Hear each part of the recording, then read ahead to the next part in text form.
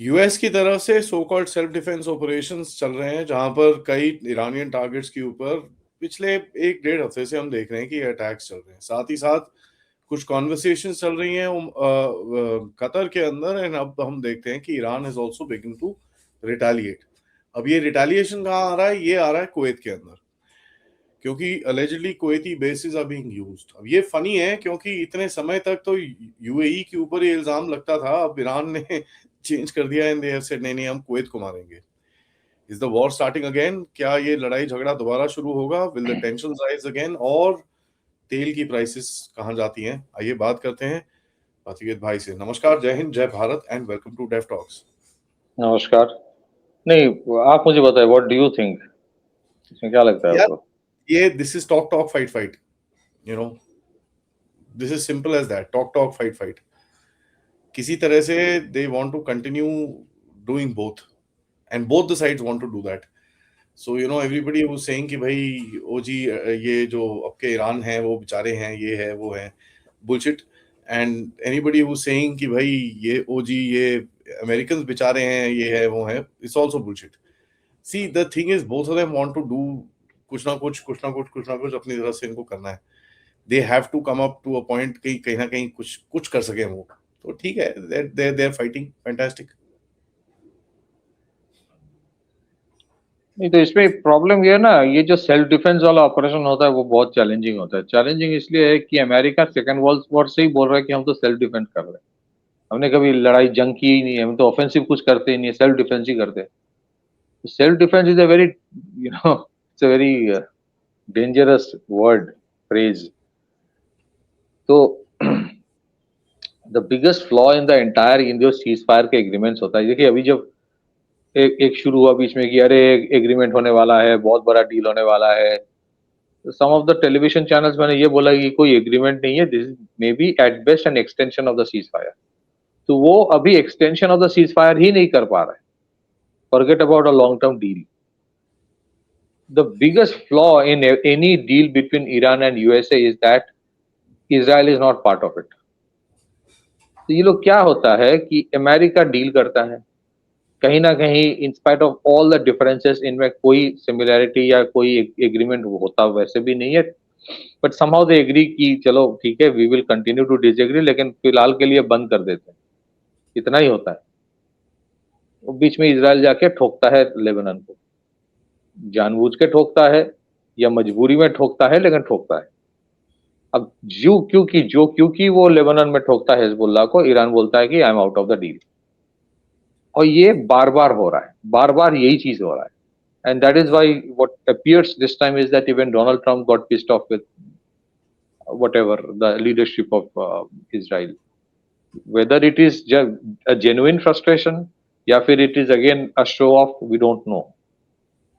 But अगर आप देखेंगे मिडिल ईस्ट की जो पॉलिटिक्स है, ये इतनी वल्नरेबल है, इसलिए इतना वोलाटाइल है कि कोई भी एग्रीमेंट, कोई भी cease fire, what is considered to be a ceasefire agreement today, tomorrow can be considered as a severe violation.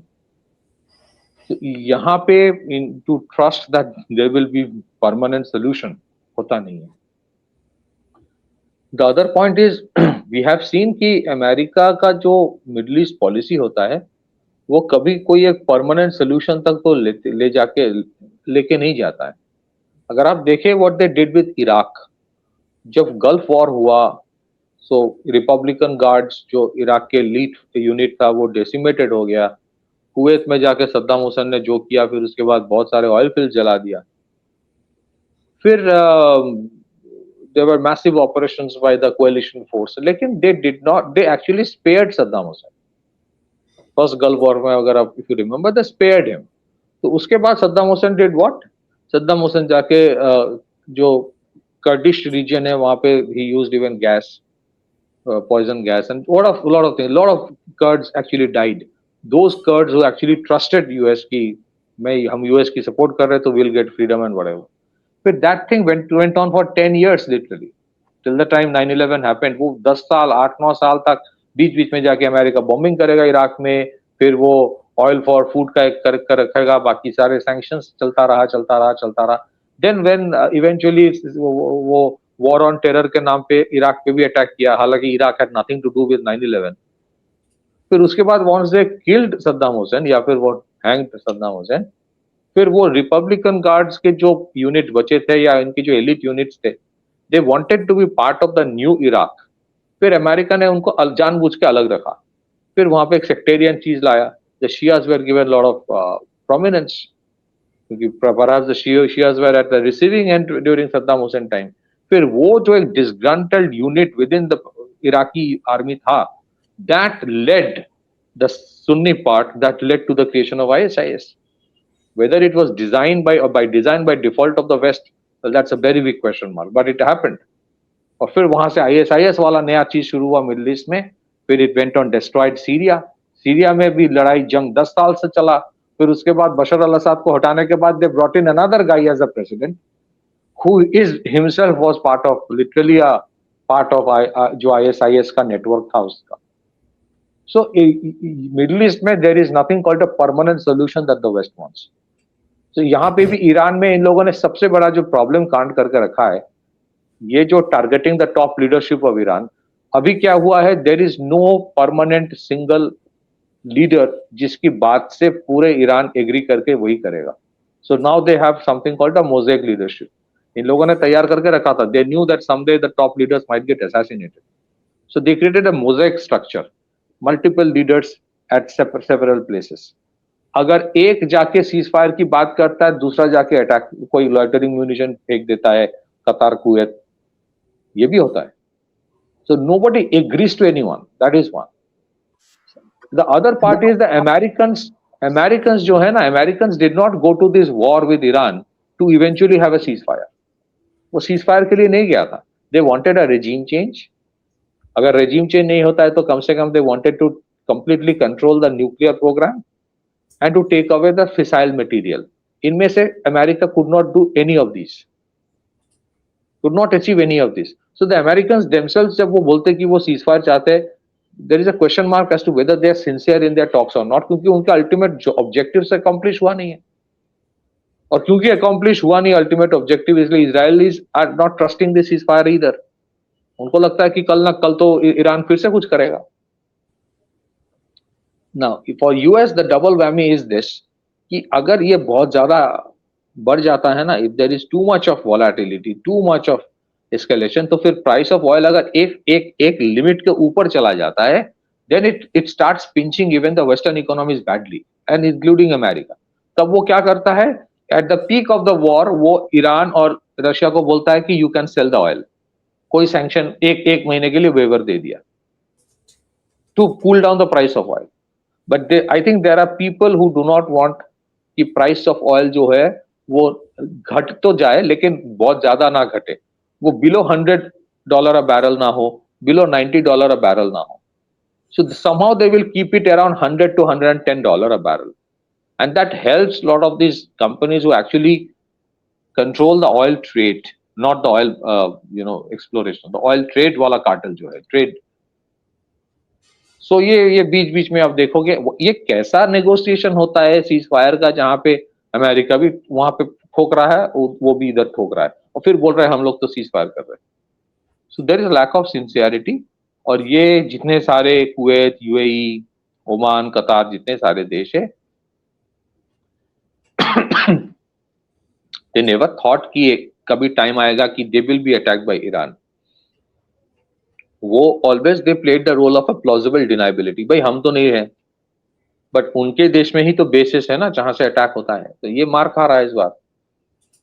Now most of this countries actually want Iran to get defeated, क्योंकि इनकी एक sectarian जो issues है, इनकी जो ethnic issues है, Arab versus the Persian, Shia versus the Sunni, and उनके खुद के भी और भी सारी इश्यूज है। हालांकि they don't want themselves to get involved in the war, और जब उनके ऊपर कुछ होता है तो they feel very very agitated. But do they actually want the war to get over? No. या फिर अगर वो चाहे भी कि जंग बंद हो जाए, क्या America will allow them to do that? Iranian conditions are simple, कि कोई भी देश में जहां पे अमेरिकन बेस है वो दैट इज नॉट एक्सेप्टेबल। तो अगर आज अगर यूएई बोले अमेरिका को अपनी बेस हटा लो, अमेरिका थोड़ी हटाएगा। कतार अगर बोले कि बेस हटा दो, कतार अमेरिका थोड़ी हटाएगा। So it's very complex. ये लोग एक्चुअली उनके मनसा क्या है, whether they genuinely want the ceasefire to happen or not, that's a very big question mark for Iran। ये तो फिर आप बोल सकते हो कि ये पीछे में जो गैप था, क्यों था? वेल, इट गैप इसलिए था because both the sides were buying time to replenish. American के लिए भी बहुत मुश्किल हो गया एयर डिफेंस सिस्टम, उनकी production anti ballistic missile system से एयर डिफेंस सिस्टम की प्रोडक्शन रेट बहुत ज्यादा है नहीं। So they needed time to bring all the weapon systems again, fresh weapons into the Middle East.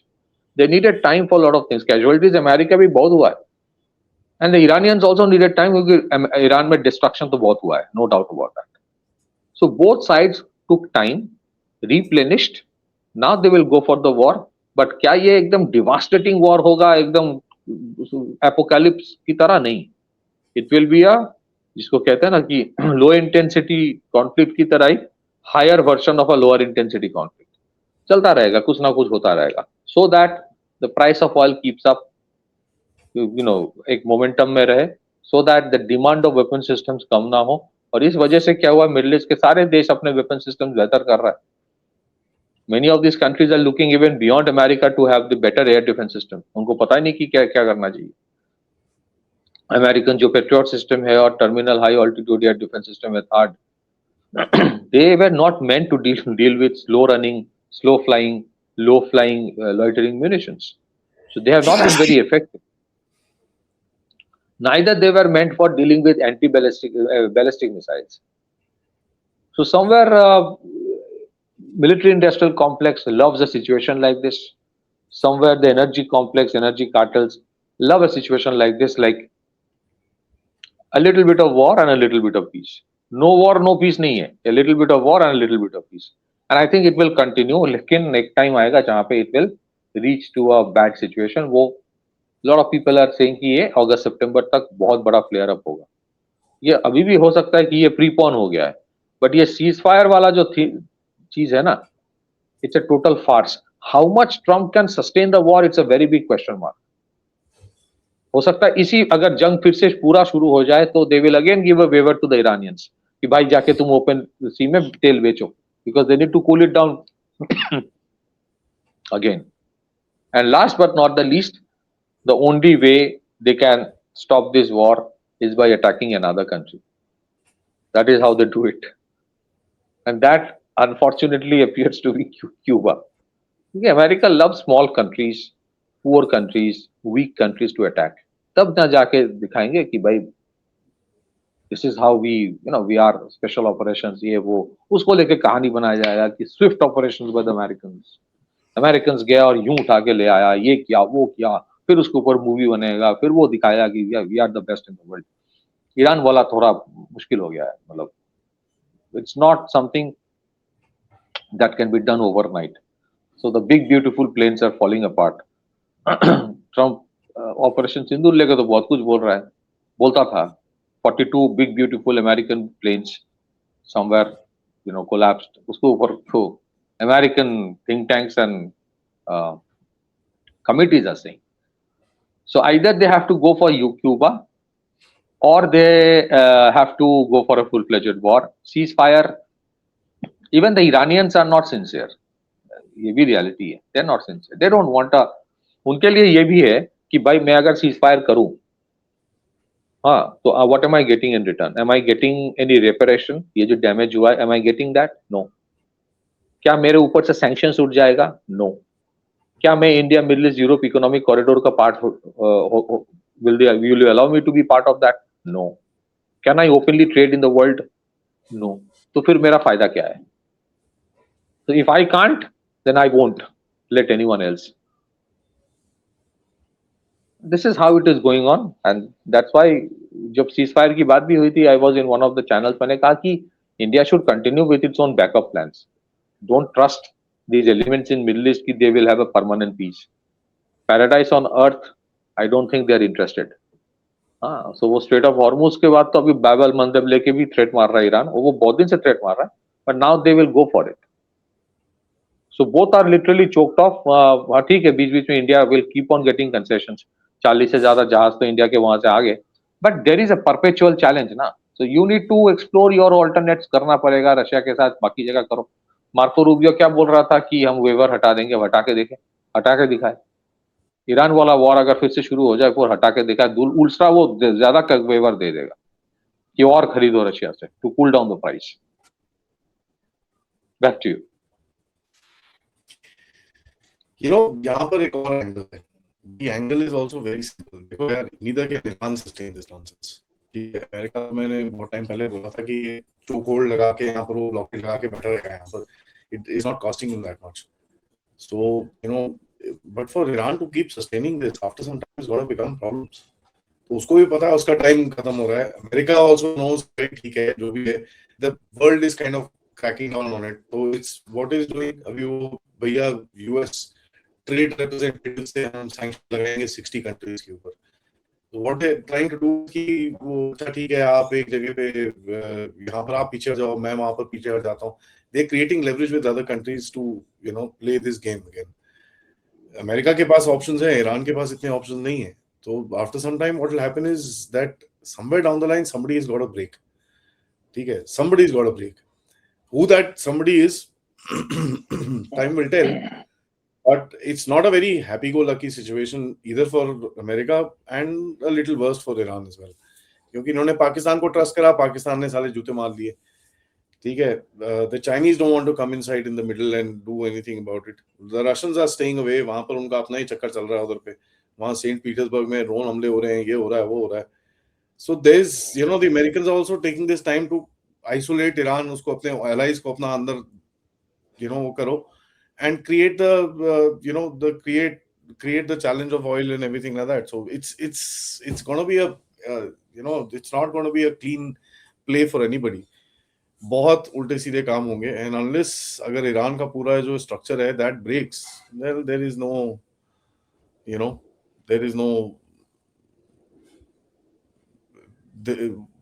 what can one say? There is no stoppage of this particular. ये जो चल रहा है अभी, ये रुकेगा नहीं, ये चलता रहेगा धीरे धीरे, पट पट पट पट पट पट पट पट. This will continue. So as I have been saying for a long time, America के इंटरेस्ट में नहीं है कि ईरान पूरी तरह से बैठ जाए एंड बिकम स्ट्रेट, बिकॉज उसके जो सिक्योरिटी प्रेजेंस है यहाँ पर, उसके ऊपर सवाल उठेंगे. So he would also want a weaken 15-20 साल पे. थोड़ा सा इंटरनेट का प्रॉब्लम हो रहा है. I don't know whether it's from my side और yours, but just want to say two things more.